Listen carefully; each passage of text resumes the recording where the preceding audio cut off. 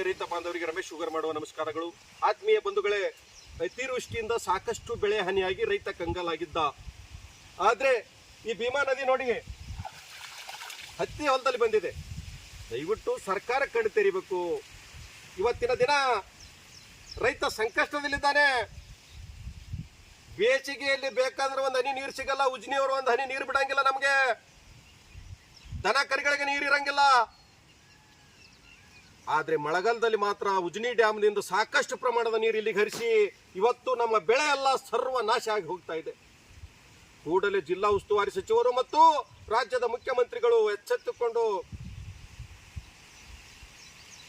ರೈತನಿಗೆ ಕನಿಷ್ಠ 1 ಎಕರೆಗೆ 50,000 ರೂಪಾಯಿ ಪರಿಹಾರ ನೀಡಬೇಕು. ಅದು ಇನ್ಶೂರೆನ್ಸ್ ಕಟ್ಟದವರಿಗೆ ಅಷ್ಟೇ ಅಲ್ಲ, ಎಲ್ಲಾ ರೈತರಿಗೂ ಕೂಡ 1 ಎಕರೆಗೆ 50,000 ಪರಿಹಾರ ನೀಡಬೇಕು.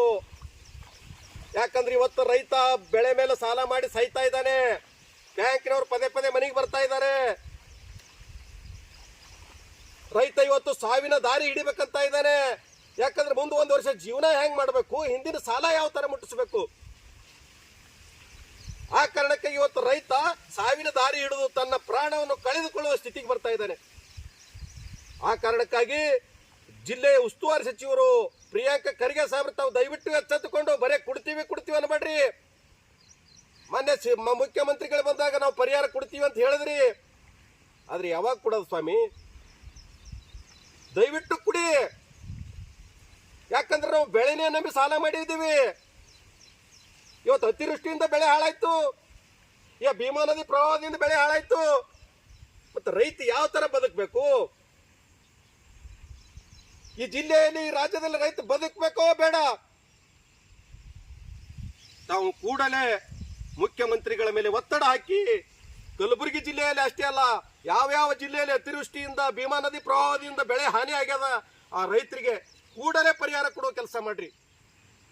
ರೈತರು ಕೂಡ ಯಾವುದೇ ಆತಂಕ ಪಡಬೇಡಿ, ಸಾವಿನ ದಾರಿ ಹಿಡಿಬೇಡಿ ಅಂತ ನಾನು ಇವತ್ತು ಕಳಕಳಿ ವಿನಂತಿ ಮಾಡ್ಕೊತಾ ಇದ್ದೀನಿ. ಯಾಕಪ್ಪ ಅಂದ್ರೆ ನೀವೇನು ವೈಯಕ್ತಿಕ ಸಾಲ ಮಾಡಿಲ್ಲ. ತಾವು ಮಾಡಿರೋ ಬ್ಯಾಂಕಿನ ಸಾಲ ಬೆಳೆಗೆ ಹಾಕಲಕ್ ಮಾಡಿರಿ. ಬೆಳೆ ಬೆಳೆಯೋದಕ್ಕೆ ಗೊಬ್ಬರ, ಬೀಜ ಇವೆಲ್ಲ ತರ್ಲಕ್ಕ. ಆದ್ರೆ ಬೆಳೆನೇ ಬರಲಿಲ್ಲ ಅಂದ್ರೆ ಬ್ಯಾಂಕಿಗೆ ಎಲ್ಲಿ ಕಟ್ತೀರಿ? ಯಾಕೆ ಎದಿ ಹೊಡೆದು ಸಾಯ್ತೀರಿ? ಯಾರು ಎದಿ ಹೊಡೆದು ಸಾಯೋ ಪರಿಸ್ಥಿತಿಗೆ ಹೋಗ್ಬೇಡ್ರಿ. ಇವತ್ತಿಲ್ಲ ನಾಳೆ ಸಾಲ ಮುಟ್ಸೋಣ. ಸರ್ಕಾರ ಏನಾದ್ರೂ ಮನ್ನಾ ಮಾಡ್ಲಿ ಅಂತ ಹೋರಾಟ ಮಾಡ್ತಾ ಇದೀವಿ. ಆದ್ರೆ ಸರ್ಕಾರಕ್ಕೆ ಕೂಡ ಕಿವಿ ಕೊಡ್ತಾ ಇಲ್ಲ. ಸಂಕಷ್ಟದಲ್ಲಿರುವ ರೈತನ ಸಾಲ ಮನ್ನಾ ಮಾಡಬೇಕು. ಅಳಿದು ಬೆಳೆದಂತ ಬೆಳೆಗೆ ಸರಿಯಾದ ಬೆಲೆ ಬರಬೇಕು. ಕಬ್ಬಿಗೆ ಬೇಕು ಬೇಡ ಬೆಲೆ ನಿಗದಿಪಡಿಸ್ತಾರ. FRP ಕೇಂದ್ರ ಸರ್ಕಾರ ವೈಜ್ಞಾನಿಕ, ರಾಜ್ಯ ಸರ್ಕಾರ 2,700 ರೂಪಾಯಿ ನಿಗದಿಪಡಿಸ್ತದ. ಕೇಂದ್ರ ಸರ್ಕಾರ ಮಾಡಿದ್ದೆ ನಾವು ಕೊಡು ಅಂತ ಹೇಳ್ತೀವಿ ಅಂತ ಹೇಳ್ತಾರೆ. ನೀವ್ಯಾದಕ್ಕಿದ್ದೀರಿ ಸ್ವಾಮಿ? ರಾಜ್ಯದಲ್ಲಿ SIP ಬೆಲೆ ನಿಗದಿಪಡಿಸ್ರಿ.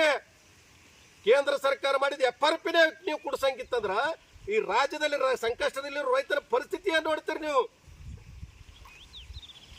ರೈತರ ಬಗ್ಗೆ ಕಾಳಜಿ ವಹಿಸ್ರಿ.